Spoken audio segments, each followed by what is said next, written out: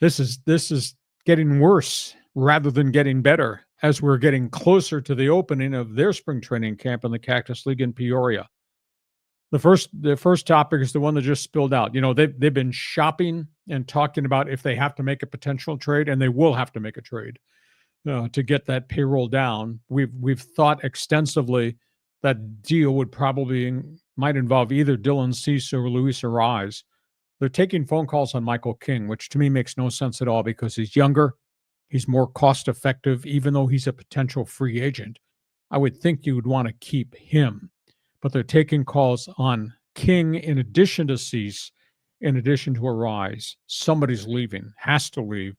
Now, ownership has kind of intimated that the payroll will bump up from 170 where it was last year, maybe as high as 190, but they're already at 208.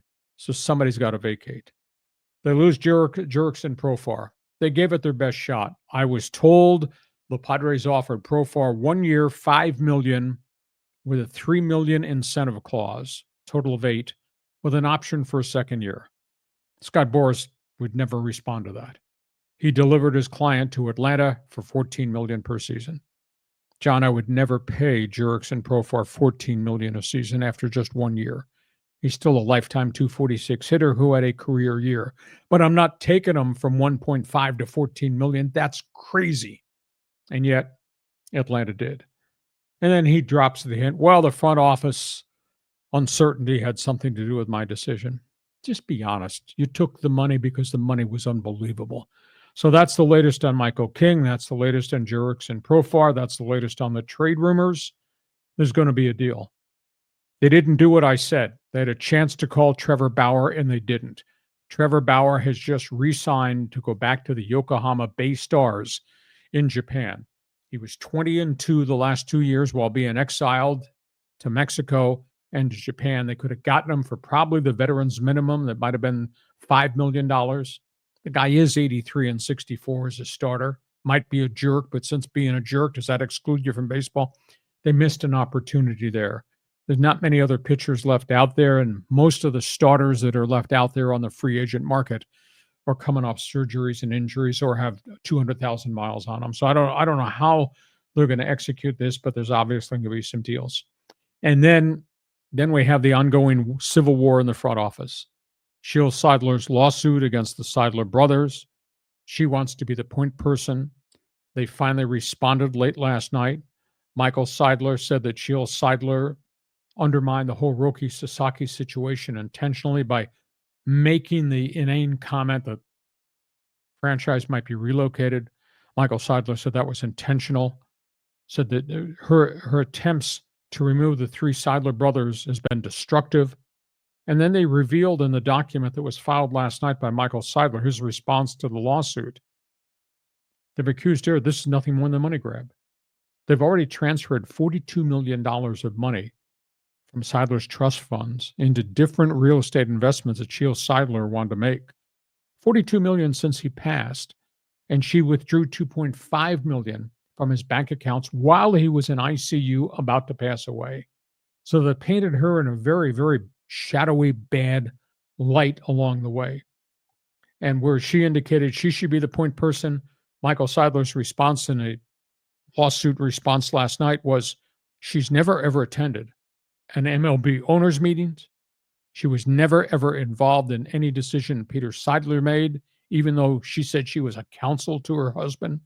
And she never attended any of the twice a year Padre ownership meetings where the cash calls were made to fund everything that Peter wanted to do. She was never at any of those. Michael Seidler says, how is she qualified to be the point person? This is ugly. This is sad. First question that popped into my mind after I read through it early this morning was, do you think Peter Seidler really wanted to have it turn out this way? And we're on the brink, I fear, of reverting back to a really bad time. And the bad time was Tom Werner and the terrible 15 and what they did to Padre baseball, a.k.a. fire sales.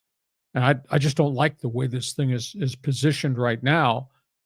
I don't know her. I've spoken to her maybe once to say hi when I was in company of Peter. I don't know the inner workings of that front office executive suite, But this is not good for baseball, not considering how good the product became under Peter Seidler and how the community responded to everything that Peter Seidler was. And now we're at the doorstep of what I think is catastrophe in terms of leadership. And we still have an unresolved roster situation with AJ Preller because of the restrictions on what he can spend, cannot spend going farther. To me, it's just a bad feel as we go towards the start of the Cactus League. So, John, I put a lot of Padre information out there. Give me a response. I mean, it's so hard to be a fan of sports in San Diego. The curse is real.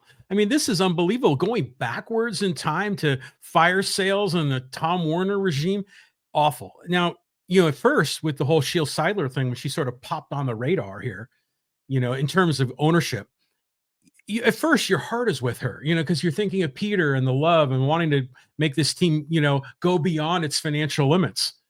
But the more I'm learning about this, the more it seems that she's not in the right spot here. So I don't think it's going to work out well for her, in my opinion. It comes off as a money grab. Well, but it's nothing wrong with a money grab if it's your money. Okay.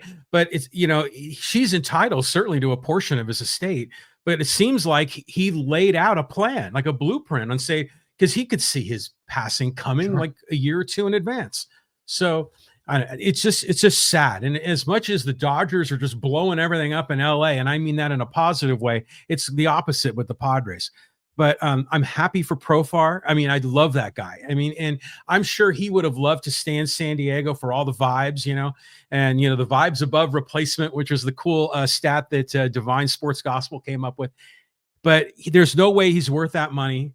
I mean, to say nothing of the fact that they're trying to shed payroll, but he's not even worth that from a Padre point of view. So let go Atlanta. And then, it seems like the Padres, their strategy is to unload players 1 year before free agency. They're going to have a tough time signing Michael King because every agent that I kind of canvass, they won't say it publicly, but I think the undercurrent is, I'm not signing an extension. I'm taking my guy to free agency because that's where the money is.